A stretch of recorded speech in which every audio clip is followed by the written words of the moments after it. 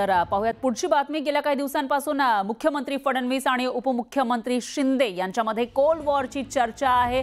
मुख्यमंत्री असताना एकनाथ शिंदेंनी जे काही निर्णय घेतले ते आता सध्याचे जे मुख्यमंत्री आहेत फडणवीस त्यांच्याकडून त्याच्यावर कुठेतरी रद्द केले जात आहेत का असा सवाल या ठिकाणी उपस्थित होतोय।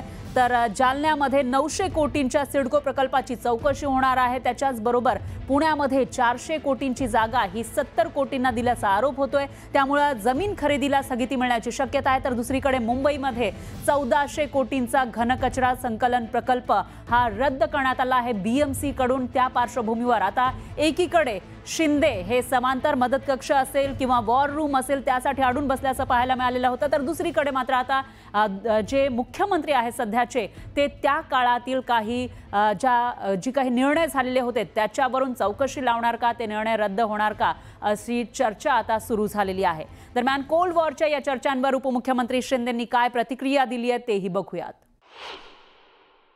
कुठलाही कोल्ड वॉर नाही, कुठलाही हॉट वॉर नाही। आणि आमचा अजेंडा काय आहे?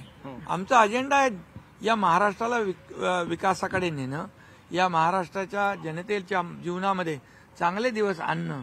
जे 2.5 वर्ष आम्ही काम केलं टीम म्हणून, त्यामुळे या विधानसभेच्या निवडणुकीत लँडस्लाइड मॅन्डेट मिळालं, लोकांनी भरभरून मतदान केलं, 232 आमदार आले।